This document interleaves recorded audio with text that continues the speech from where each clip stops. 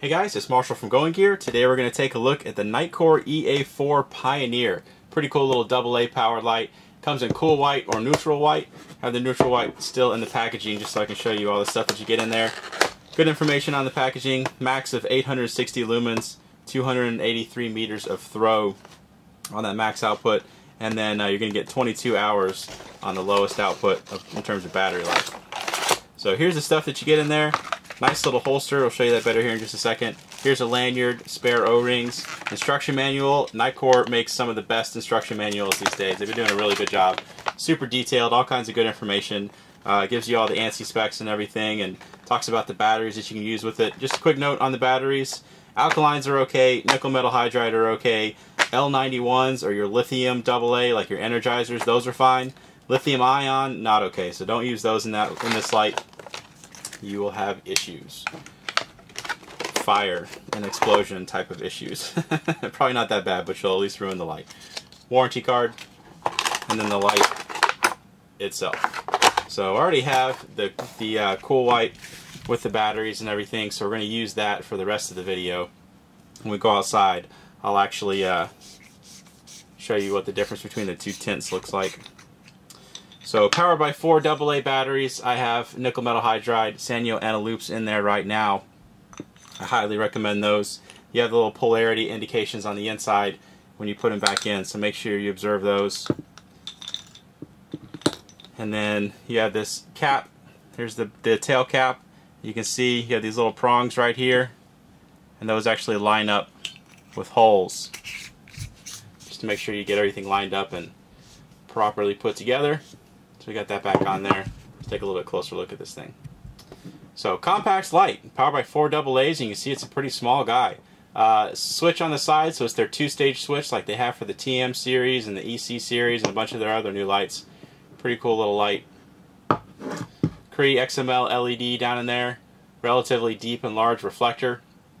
So this one gives you that decent throw of almost 300 meters, which is pretty solid for a light this size, especially running on AA batteries. But you can see relatively simple styling. I like it. Fits in the hand really, really well. Nice compact little guy. The interface on the EA4 is pretty much the same thing that you see with the TM, the Tiny Monster series, and the P25 and EC25, and a bunch of their new lights. Pretty cool interface. It's kind of like a camera if you think about it. So you have the half presses and the full presses, like where you have the half press to focus and the full press to release the shutter on a camera. Same kind of concept here. So if you do a half press, it's going to turn the light on into what they call the general lighting mode. Keep on doing half pretzels, can't talk today, and it'll cycle between your different of the lower outputs. And then when you have it in that, if you do a half press and hold, it's going to go into that max output of the 860 lumens. And you can just tap it to cycle between the lower ones again. Turn it off, do a full press, and you can also get straight into that max output from off by doing a full press from off. Okay, the interface for the flashing modes, this is where it differs a little bit from the TM series. So if you turn the light on, double click it, do 2 full presses, that's where it's going to access the flashing modes. You have strobe, and then access the other ones, do a full press and hold, and it'll cycle between the strobe, SOS, and a beacon flashing mode, and then you can just release it when you see the one you want. So 3 useful little flashing modes that you have, and then do a press and hold to turn it off.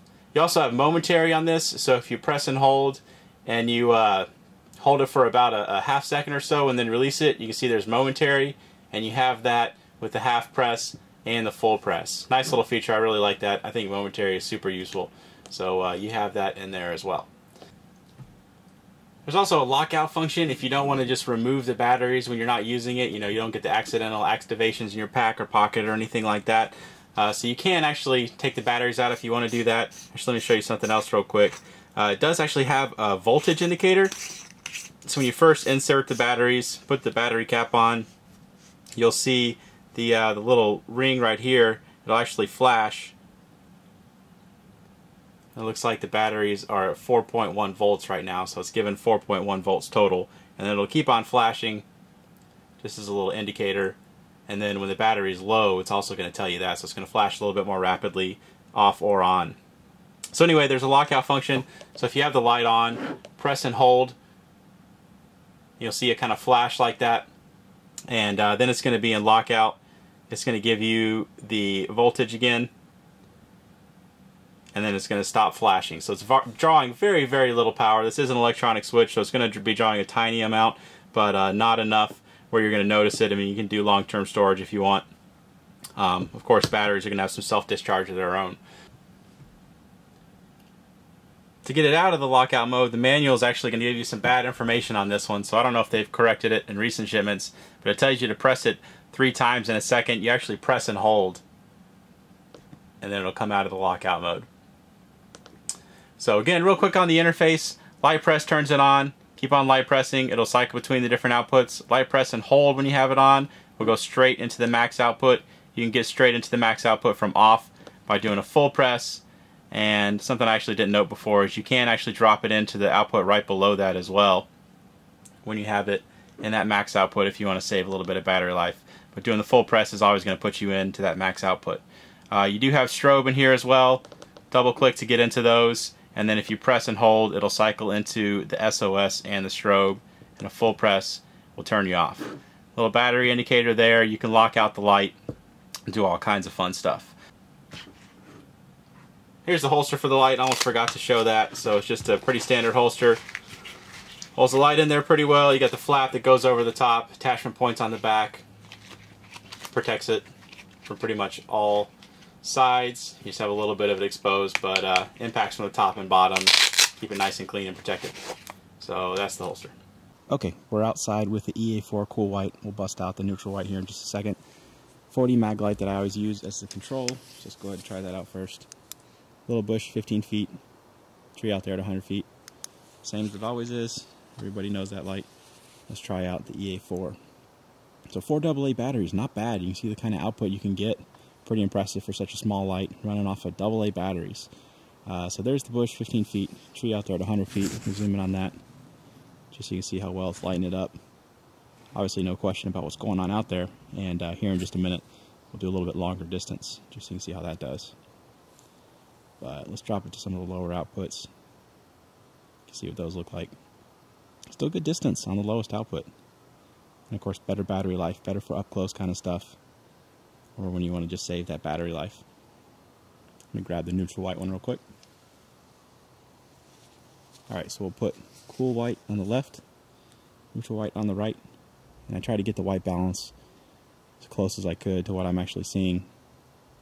So, assuming you have relatively good monitor balance and color balance and all that kind of stuff, should be pretty close to what you actually see in real life. As close as I can get it anyway. But you can see a little bit better colors on the neutral white. Now I've actually been kind of liking them lately. You know, the LEDs have definitely been getting better. These neutral white Cree XMLs are pretty good. I haven't quite gotten to the high CRI phase yet, but neutral whites are not so bad. A little bit lower output, you get about 15% lower output. So cool whites are still very, very much more popular for us, but neutral whites, not too bad. Hopefully that gives you an idea of what the two different colors look like. Let's go and try out a longer distance with the cool white. Alright, got the EA4, some more distance. Here's the 40 mag light. Doesn't really make it out to the tops of those trees at about 100 yards away, but it's an older light, you don't really expect it to. I just use it because everybody knows it. Here's the EA4, gets out there no problem.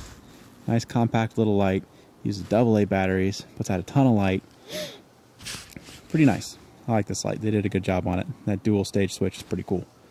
So we'll, those are the two different high outputs. We'll drop it down to the lower ones so you can see what those look like. Alright, I'll shine it around a little bit. Give you the rest of my spiel.